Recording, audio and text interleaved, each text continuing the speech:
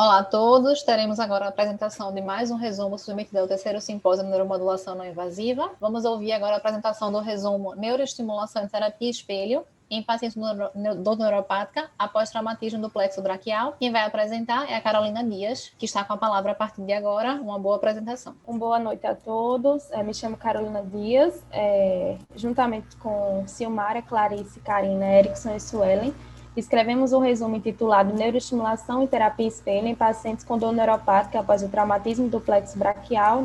Somos um grupo da Universidade Federal da Paraíba. Então, a lesão traumática do plexo braquial, ela é uma condição altamente complexa, incapacitante e muito variada em seu quadro clínico. Os pacientes vão apresentar déficits motores, sensitivos, autonômicos e ainda a presença de dor. Nos estudos demonstram que essa dor é geralmente do tipo neuropática. Quando ocorre após a lesão do plexo, quando ocorre o acometimento dessas estruturas nervosas periféricas, ou mesmo quando há uma ruptura dessa raiz lá da medula espinhal, promove uma desaferenciação com alterações corticais e subcorticais em virtude da má adaptação plástica, dessa plasticidade negativa que vai ocorrer tanto no sistema nervoso periférico quanto no sistema nervoso central. Com isso, abordagens terapêuticas que se destinem a modular essas alterações plásticas desadaptativas e promover uma reorganização neural somatosensorial podem ser alternativas valiosas para o tratamento desses pacientes. Com isso, o objetivo do presente resumo é avaliar a eficácia da estimulação transcraniana por corrente contínua associada à terapia espelho no tratamento desses pacientes. A hipótese adotada é que a estimulação transcraniana por corrente contínua ela poderá potencializar os efeitos da terapia espelho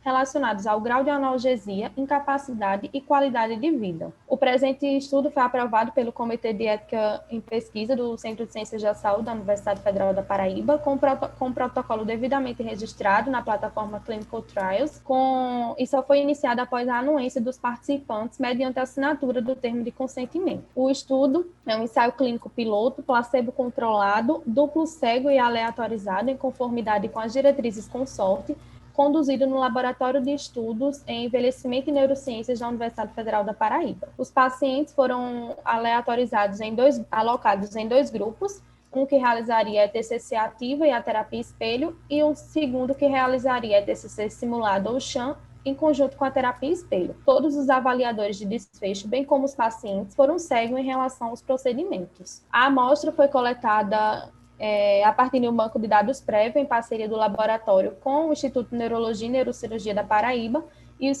com os seguintes critérios de inclusão: um diagnóstico de lesão traumática do plexo braquial baseado nas diretrizes da Academia Americana de Neurologia. Eles deveriam ter dor persistente e refratária a tratamento clínico por no mínimo 3 meses, um score de dor moderada a intensa, segundo a escala numérica de dor, com a idade acima de 18 anos. E foram excluídos os pacientes com outras doenças do sistema nervoso central ou periférico, distúrbios cognitivos, história pregressa de abuso de substâncias, bem como qualquer contraindicação para a realização da estimulação cerebral não invasiva. Todos os pacientes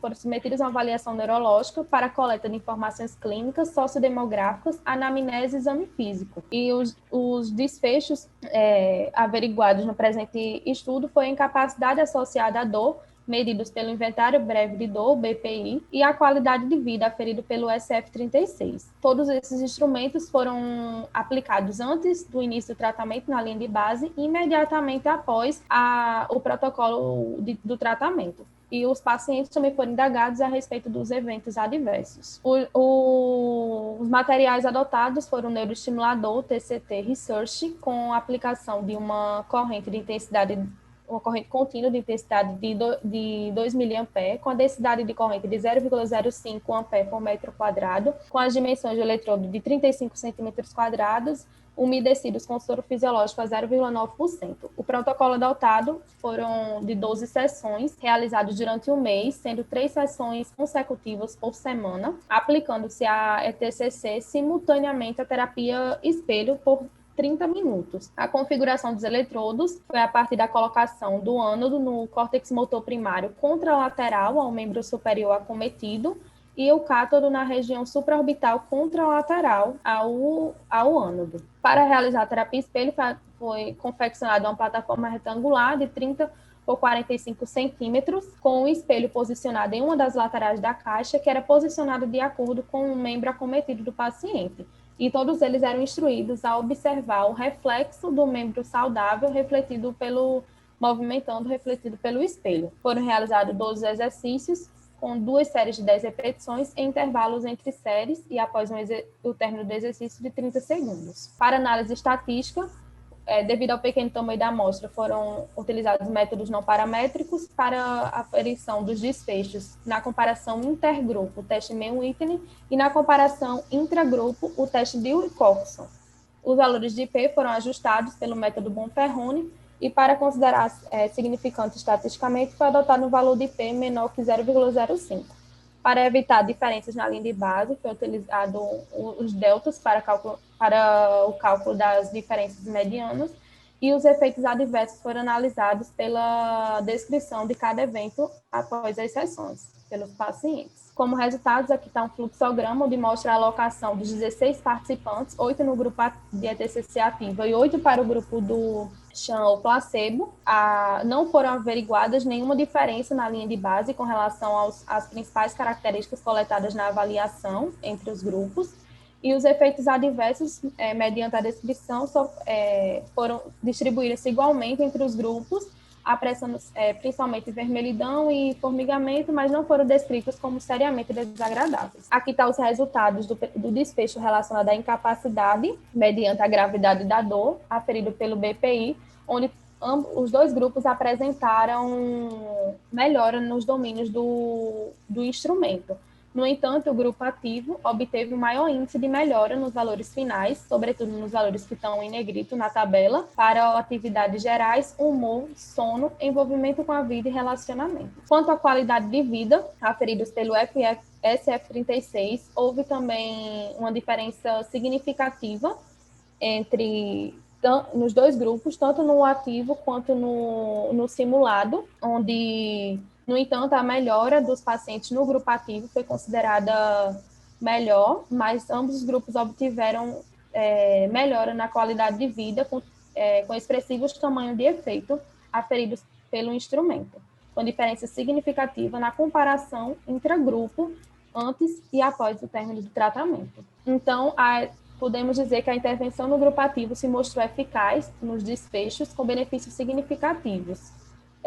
Com isso, confirma-se a hipótese de que a ETCC pode potencializar os efeitos da terapia espelho devido à sua capacidade de modular essa atividade cortical, impactando na plasticidade desadaptativa e reorganizando as conexões, a rede neuronal, impactando também na modulação central da dor, provocando uma cascata de eventos que culmina com a redução da hiperatividade em áreas subjacentes, que estão em áreas hiperativas subjacentes da rede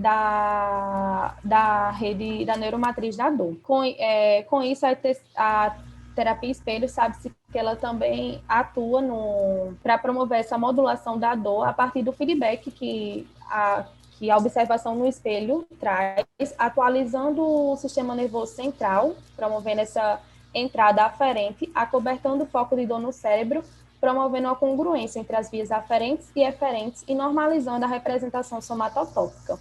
No entanto, esses achados do estudo devem ser vistos com cautela, devido a não acompanhamento desses pacientes após o término das 12 sessões, bem como ao pequeno tamanho da amostra e a não ter sido utilizado nenhum método de modelagem computacional ou de neuroimagem. Portanto, inferimos que 12 sessões de estimulação transcraniana por corrente contínua nódica sobre o córtex motor primário, combinadas à terapia espelho, possuem efeito modulador na gravidade da dor e na qualidade de vida desses pacientes, comparando a estimulação simulada. Portanto, a ITCC pode potencializar os efeitos da terapia espelho no controle da modulação da dor neuropática dos pacientes após a lesão traumática do plexo braquial, sendo uma alternativa viável para esses pacientes antes de serem submetidos a uma alternativa mais invasiva.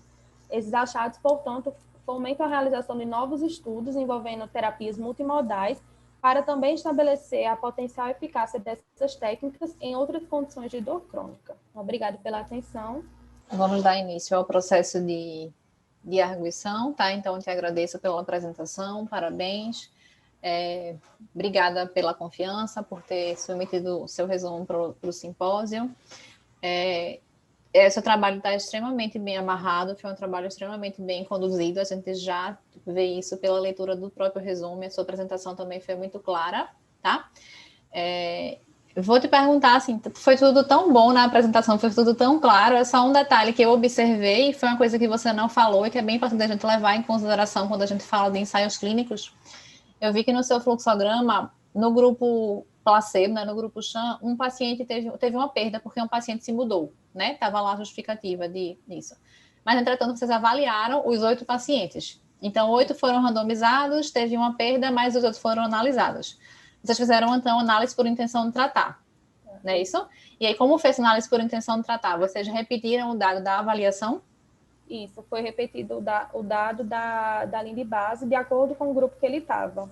No caso, levando a média ao grupo do grupo que ele participou, no caso, placebo. Certo, então a análise por intenção de tratar foi simplesmente repetir o dado da avaliação inicial dele, né? Obrigada. Eu passo a palavra para a Lívia, para ela se tiver alguma pergunta. Mais uma vez, parabéns, Carolina, pelo trabalho. Como a Adriana falou, seu trabalho foi bastante interessante, né, relevante para o ponto de vista da prática clínica em neuromodulação, né, bem conduzido, bem apresentado, meus parabéns. Foi interessante você ter falado a respeito desses respondedores, porque eu ia justamente perguntar sobre isso, se houve pacientes respondedores e não respondedores na sua amostra. E também outra pergunta que eu ia trazer para você é se vocês controlaram a intensidade da dor dos pacientes no início do tratamento, e se isso repercutiu em alguma questão de resposta ou não resposta aos pacientes. Eu gostaria de saber o seu posicionamento sobre isso. No início, a gente aferiu, né, com a escala numérica de dor, e a gente fez um método, porque como o resumo era pequeno, a gente não pôde colocar tudo, né, porque é um estudo maior, mas a gente utilizou métodos estatísticos simples de regressão, e a gente averigou que pacientes com intensidade de dor mais alta, uma alta intensidade de dor, e também pacientes muito ansiosos, eles responderam pior às duas técnicas. Eles tiveram um pior desempenho ao final do estudo, né? Comparando o início e o fim do tratamento. Teve outra pergunta? Não, a minha pergunta era justamente essa. Muito obrigada, viu? Nada. Mais uma vez, obrigada, Carolina. A gente dá aqui por encerrada essa apresentação, essa arguição, mais uma vez agradecendo a participação, e a gente se encontra em breve no simpósio. Obrigada. Eu que agradeço a toda a organização também do evento, sempre muito disponíveis. Obrigada, tchau, tchau. Muito obrigada. Tchau.